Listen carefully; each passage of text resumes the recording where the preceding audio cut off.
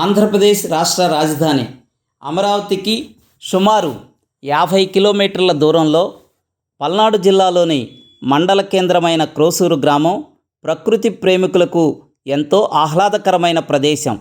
ఈ గ్రామం యొక్క ప్రత్యేకతల్లో 4 ముఖ్యమైన అంశాలు: క్రోసూరు కొండ, పూలబావి, నరసింహస్వామి గుడి, క్రోసూరు చెరువు ఈ వీడియో ద్వారా మీకు వివరిస్తాను. క్రోసూరు కొండ ఒక మినీ భారతదేశాన్ని తలపించే అద్భుత ప్రకృతి దృశ్యం.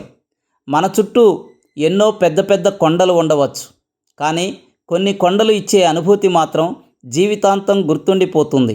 అలాంటి వాటిలో పల్నాడు జిల్లాలోని క్రోసూరు కొండ ఒకటి. ఈ కొండ పరిణామంలో అంత పెద్దదేమీ కాదు, కానీ దీని ప్రత్యేకమైన నిర్మాణం, ఈ కొండపై నుండి కనిపించే అద్భుత దృశ్యాలు పర్యాటకులను, ప్రకృతి ప్రేమికులను ఎంతగానో ఆకట్టుకుంటాయి. క్రోసూరు కొండ క్రింద నుంచి చూస్తే శివుని జటాజుటం లాంటి ఆకారం కలిగి ఉంటుంది. ఇది పార్వతీ పరమేశ్వరులతో కూడిన 2 తలల మహాశివుని జటాజుటంలా కనిపిస్తుంది. కొండపై గుడి నిర్మించాలనే సంకల్పంతో పూర్వం కొండపైన నాటిన 2 స్తంభాలు ఇక్కడ ప్రత్యేక ఆకర్షణగా నిలుస్తాయి. కొండ పైభాగం చాలా విశాలంగా ఉండి చక్కటి పైరగాలి వీస్తూ ఆహ్లాదకరమైన వాతావరణాన్ని అందిస్తుంది.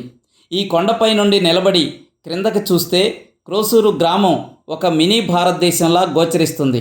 భౌగోళికంగా చుట్టుపక్కల ఉన్న ప్రాంతాలు దేశంలోని వివిధ దిక్కులను తలపిస్తాయి. దూరంగా ప్రవహించే కృష్ణానదీ తీరం భారతదేశానికి ఉత్తరాన ఉన్న హిమాలయ దృశ్యాలను తలపిస్తుంది. గ్రామానికి తూర్పు వైపున ఉన్న వాగులు, మాగాణి భూములు బంగాళాఖాతాన్ని తలపిస్తాయి. అలాగే పడమర వైపున ఉన్న చెరువు అరేబియా మహాసముద్రాన్ని తలపిస్తుంది. కొండపై నుండి చూసే వీక్షణలో ఈశాన్య రాష్ట్రాల్లాగా ఎస్సీ కాలనీ ప్రాంతం, వాయువ్య భారతదేశంలాగా కొత్తూరు, దక్షిణ భారతదేశంలాగా అనుమలవారి బజారు దర్శనమిస్తాయి.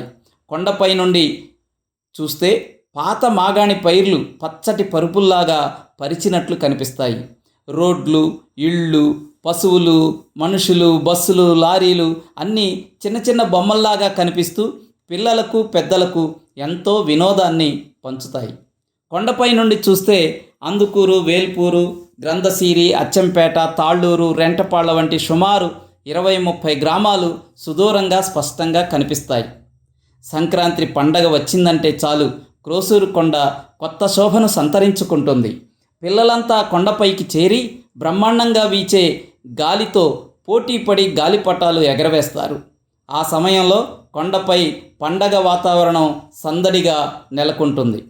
6 పదుల జీవిత కాలంలో నేను ఎన్నో కొండలు ఎక్కిన క్రోసూరు కొండపై లభించే ఈ అద్భుతమైన దృశ్యం, మనోహర దృశ్యం మరెక్కడా కనిపించలేదనేది ఇక్కడికి వచ్చే ప్రతి ఒక్కరి అనుభూతి. పూలబాయి అనేవాళ్ళం. మా క్రోసూరు గ్రామానికి ఆ చివర మల్లమ్మ బాయి ఉంది, ఈ చివర పుల్లమ్మ బాయి ఉంది. పూర్వకాలం నుంచి కూడా ఇక్కడ ఈ చెరువు యొక్క ఓట నీళ్లు, ఈ కొండల్లోంచి వచ్చినటువంటి వర్షపు నీళ్లు మంచి రుచిగా ఉండేవి. ఎంతో తీయగా ఉన్నాయి, అమృతం లాగా ఉన్నాయని జనం చెప్పుకునేవాళ్ళు. పూలబాయి నీళ్ళు అంటే ఎక్కడెక్కడ వాళ్ళంతా కూడా బాగా ఇంట్రెస్ట్గా తాగేవాళ్ళు. మేము చిన్నప్పుడు స్కూల్ నుంచి రాగానే పిల్లలందరూ తలా ఒక బిందు తీసుకొని వచ్చి ఇక్కడ బావిలో నీళ్లు ముంచుకొని తీసుకెళ్లేవాళ్ళం. ఇప్పుడంటే మంచినీళ్ళ స్కీమ్ కట్టారు. తర్వాత ఈ నీళ్లు కూడా అప్పటి రుచి మారిపోయినాయి. అప్పట్లో కొండలోంచి జల వచ్చి మంచి రుచిగా ఉండేవి. బిందెలతోనే నీళ్లు తీసుకెళ్లేవాళ్ళం. పూర్వీకులు కట్టినటువంటి రాళ్లతో కట్టినటువంటి బాయి. ఇప్పుడు ప్రకృతి అంతా కూడా మారిపోయింది. ఆనాడే చాలా బాగుండేది. క్రోసూరు గ్రామంలో పురాతనమైనటువంటి దేవాలయం నరసింహస్వామి దేవాలయం ఇది పూర్వం చాలా భక్తుల్ని బాగా ఆదరించినటువంటి గుడి. కాలక్రమంలో శిథిలావస్థకు చేరింది. ఒక 10-15 ఏళ్ల నుంచి మళ్ళీ దీన్ని కాస్త అభివృద్ధి చేసి ఒక మంచి రూపానికి తీసుకొచ్చారు భక్తులు. పూర్వకాలం అయితే చాలా బాగా ప్రసిద్ధి చెందింది, కానీ మధ్యలో కొంతకాలం ఇది పాడుపడిపోయింది. ఇక్కడ ఉన్న గంటలు, బంగారపు వస్తువులు ఇవన్నీ కూడా దొంగలు కాజేసినటువంటి పరిస్థితి ఉంది. ఆ తర్వాత మళ్ళీ దీన్ని పునరుద్ధరించడం అనేది ఇటీవల కాలంలో జరిగింది. ఇది ఆ గోపురం, నరసింహస్వామి గుడి యొక్క పై భాగం ఆడ గోపురం. ఆ గోపురం కిందనే మనకి విగ్రహాలు ఉన్నాయి. మెట్లు లోపల పెద్ద పెద్ద మెట్లు శిలలతో చెక్కారు. ఆ పైన నాగేంద్ర స్వామి పడగలాగా ఆ కొండ బండలు అమర్ని ప్రజలందరికీ కూడా చాలా విశ్వాసం నాగేంద్ర స్వామి పడగిప్పాడని. అలాగనే చెరువు, క్రోసూరు చెరువు వేలాది ఎకరాల భూమికి సాగునీరు అందిస్తున్నటువంటి భూమి.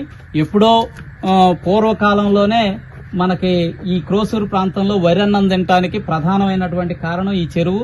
ఈ ప్రాంతంలో ఎక్కడ కూడా దీని కింద ఖచ్చితంగా ఒక పంట మాగాణి భూమి పంట పండుతుంది, వరి పంట. తరతరాలుగా వరి ధాన్యం పండటానికి, అది ఆహార ధాన్యాలు సమృద్ధిగా ఈ గ్రామానికి అమరటానికి ఇది కీలకమైనటువంటి చెరువు. వర్షాలు సరిగా పడకుండా అనావృష్టి వచ్చిన సమయంలో మన గ్రామస్తులంతా కూడా ఈ కొండ మీద నుంచి పాయసాన్ని కిందకి పోసేవాళ్లు. అంటే నరసింహస్వామి మంగళగిరిలో గనక పానకాల స్వామి లాగా ఇక్కడ కూడా పాయసం పోసి ఆరాధించేవాళ్ళు వర్షాలు పడాలని. అలాగనే ఇక్కడ ఒక గుహ ఉంది, దీన్ని ఒక సింహం గుహ అని చెప్పేసి అంటారు. పూర్వం నుంచి కూడా ఇది చాలా గుహలాగా కొండలు అమరినటువంటి బండలు అమరినటువంటి ప్రాంతం. మరి పూర్వం సింహం ఉందో లేదో తెలియదు కానీ ఇక్కడ సింహం ఒకటి ఉంటది అని అనేవాళ్ళు.